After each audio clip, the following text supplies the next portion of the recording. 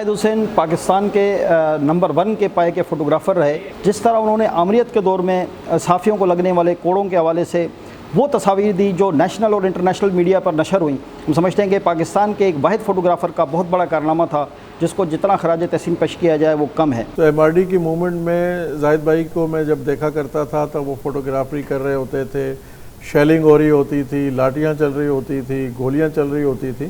میں نے ان کو روتے ہوئے بھی دیکھا، یعنی تصویر اتارنے کے بعد کہنا شاہ جی ابھی ذرا ایرانی ہوٹل میں چائے پیتے ہیں، اس لیے کہ میرا دل جو ہے نا اس تصویر کو اتارنے کے بعد قابو میں نہیں ہے. یار کیا بات ہے. عبادت سمجھ کے فوٹوگرافی کرتا تھا، وہ فوٹوگرافی کا زاہد تھا.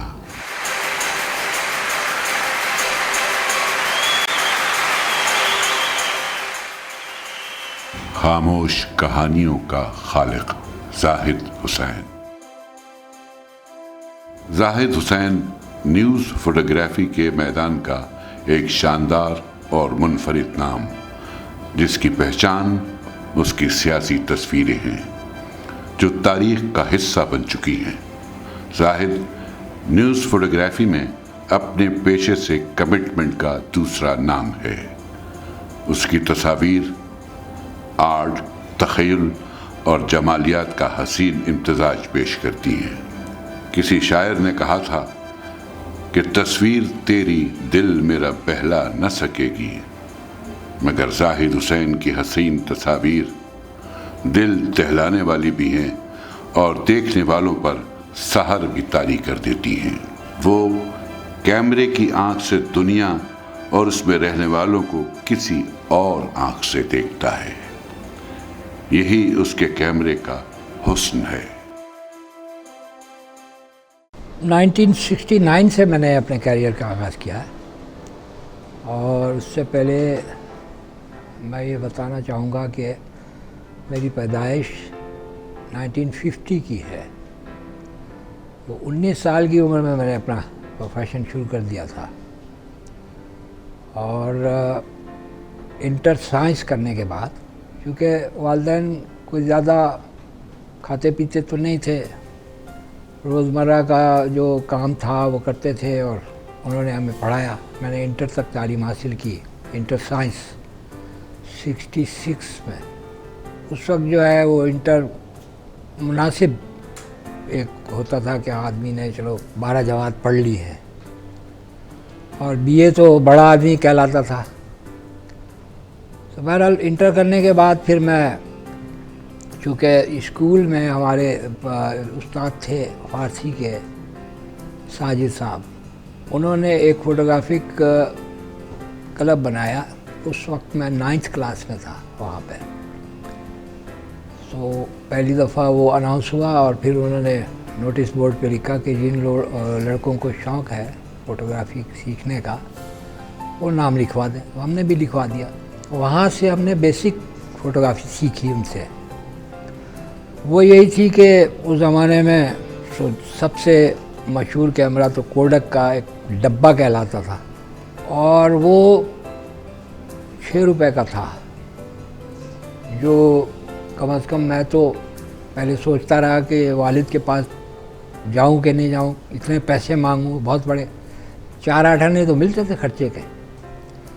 تو ان سے جب میں نے کہا کہ ہم نے شروع کیا ہے اور 10-15 دن ہو گئے ہیں، تو انہوں نے کہا کہ کتنے کا آتا ہے؟ میں نے کہا جی 6 روپے کا. تو وہ خاموش ہو گئے. لیکن 3 دن کے بعد انہوں نے مجھ سے کہا کہ تم اس شرط پہ میں تمہیں 6 روپے دوں گا کہ یہ تمہارا روز کا خرچہ جو ہے یہ بند. تو میں راضی ہو گیا. تو کیمرہ خریدا اور پھر فوٹوگرافی شروع. تو بیسک وہاں سے میں نے سیکھی. میں زاہد صاحب کو اس طرح لیتا ہوں کہ میرا ان کا 25-30 سال کا ساتھ ہے، لیکن وہ پوری ایک کمپلیٹ فوٹو جرنلزم کی یونیورسٹی ہیں. وہ زاہد حسین زیدی صاحب جیسے، اب ہم اس بات کا ہمیں ملال ہے کہ اب زاہد حسین زیدی صاحب جیسے لوگ بہت کم رہ گئے ہیں ہمارے اس پروفیشن میں. اس میں ایک استاد والا درجہ اس لیے تھا کہ یہ اپنے کام کے ساتھ جو جونیئرز ہوتے تھے ان کو یہ سکھاتے تھے. انلارجمنٹ وغیرہ میں نے اپنے بہنوئی سے سیکھی. ساتھ میں نے ریڈیو ٹیکنالوجی کہلاتی تھی، وائرلیس ٹیکنالوجی، تو پولی ٹیکنک میں یہاں داخلہ لیا. تو وہاں سے میں نے وائرلیس کا ڈپلومہ کیا 3 साल का। 69 में हमारे साथ के कुछ साथी थे जो पढ़ते थे, तो वो ज़ाहिर है मैं तो इंटर करके छोड़ दिया था, लेकिन वो कोई मेडिकल में था, डॉक्टरी कर रहा था, और कोई कॉमर्स कर रहा था। तो मुलाकात हुई तो उन्होंने कहा भाई क्या कर रहे हो? बताया कि कर तो कुछ नहीं रहा, पढ़ रहा हूँ और फोटोग्राफी सीखी है, उसका शौक़ पूरा करता हूँ। तो उन्होंने कहा कि हम आपकी बात करते हैं। नवाए वक्त में उनके जानने वाले थे क़य्यूम एहतसामी, वो सीनियर सब एडिटर थे, उनसे बात की। उन्होंने मजीद निज़ामी साहब से बात की कि जी एक लड़का है उसको रख ले। तो मजीद निज़ामी साहब ने कहा कि बुलाओ। तो मैं गया तो उन्होंने 2-4 सवाल किए, इत्तफाक से उनका जवाब मुझे आता था। टेक्निकल सवाल थे फ़ोटोग्राफ़ी से मुतालिक। उन्होंने कहा कि मैं आपको नौकरी दे सकता हूँ, लेकिन आपको कैमरा और फ्लैश और एनलार्जर ये ख़ुद लाना होगा। उसका एस्टीमेट लिया तो 1200 रुपये का। 1200 रुपये तो बहुत बड़ी रकम थी। बहरहाल वो दोस्तों ने अपने अपने वालिदैन से कह के वो हमें 1200 रुपये इकट्ठे करके दिए, और शर्त ये थी कि 100 रुपये महीना मैं ये उतारूँगा। तो यूँ वो सामान लिया तो निज़ामी साहब ने हमें नौकरी दे दी। 250 रुपये महीने पे मैं पहली दफ़ा नौकर हुआ 69 में। पाकिस्तान में जमहूरियत के लिए उनकी बेशुमार कुर्बानियाँ हैं। मैं वैसे तो तालिब इल्म जब मैं पढ़ रहा था और पॉलिटिकल वर्कर की हैसियत से, तो MRD की मूवमेंट में जाहिद भाई को मैं जब देखा करता था तब वो फ़ोटोग्राफी कर रहे होते थे, शेलिंग हो रही होती थी, लाठियाँ चल रही होती थी, गोलियाँ चल रही होती थी, लेकिन जाहिद भाई अपने कैमरे के साथ जो है वो सबसे हमें आगे नज़र आते थे। जो हम इंटरनेशनली देखते हैं फोटोजर्नलिज्म को, वो पाकिस्तान में अगर किसी पर उतरता है तो ज़्यादा से तस्वीरें। मैं चूँकि बहुत जूनियर था इस पेशे में, जब आया हूँ तो हमारे सीनियर थे, तो मैंने इनकी तस्वीरें देखी हैं, एज ए राइटर भी देखी हैं।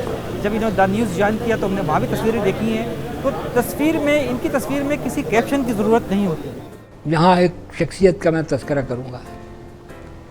जब हम पढ़ रहे थे और ख़ास तौर पे कॉलेज के जो 2 साल थे, उस वक्त ज़ुल्फ़िकार अली भुट्टो का तूती बोल रहा था, हर आदमी उनका फ़ैन था, हम भी एक फ़ैन थे उनके। नौजवानी थी तो 65 की जंग जो हुई, उस वक्त मैट्रिक के मैंने इम्तहानात दिए हुए थे और मैं रिज़ल्ट के इंतज़ार में था। तो उनकी जो तकरीर थी वो आज तक जो है वो एक समा उन्होंने बांधा था सलामती कौंसल में। हमारे फ़ैन होने की एक वजह ये भी थी, और जो इस तरह लाखों लोग थे उसी तकरीर की वजह से ज़्यादा उनसे वो मुतासिर थे। 1970 में चूँकि इलेक्शन का साल था, वो याह्या खान का ज़माना था, माशाल्लाह था उस ज़माने में। तो भुट्टो साहब के यानी प्रेस जो था हॉस्टाइल बहुत था उनके ख़िलाफ़, तो हमारे यहाँ भी उनके ख़िलाफ़ ही ख़बरें छपती थी।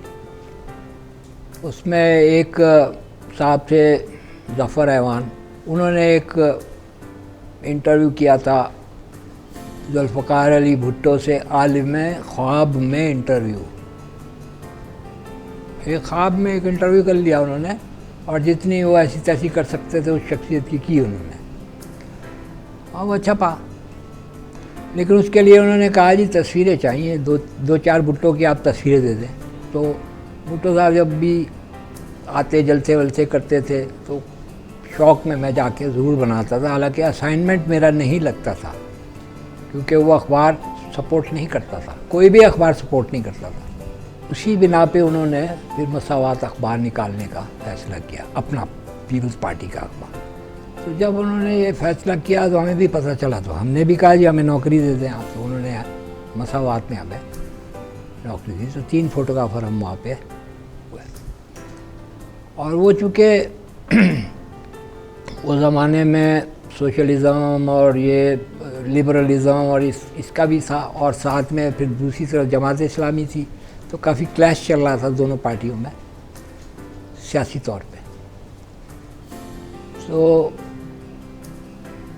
लेकिन वहाँ पे जो वेज बोर्ड था सरकारी तौर पे जो सहाफ़ियों के लिए एक उन्होंने तनख्वाह और अलाउंस वगैरह का एक मेयार मुकर्रर किया हुआ था गवर्नमेंट का, वेज बोर्ड कहलाता है वो हमें दिया गया वहाँ पे, जबकि हमें नवाए वक्त ने नहीं दिया था। तो 423 रुपये हमारी तनख्वाह हो गई, हम तो बादशाह हो गए। उसमें मैं 100 रुपया जो है वो अपनी वालदा को देता था, 100 रुपये किस्तें जाती थी सामान की।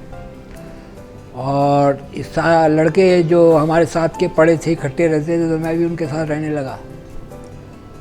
50 रुपये वहाँ शेयर करता था मैं रहने का और उन सुबह के नाश्ते का। 100 रुपया मेरे पास तकरीबन बचता था, कभी 50 कभी 60। तो बहनों की मौजें हो जाती थी, बांट देता था मैं।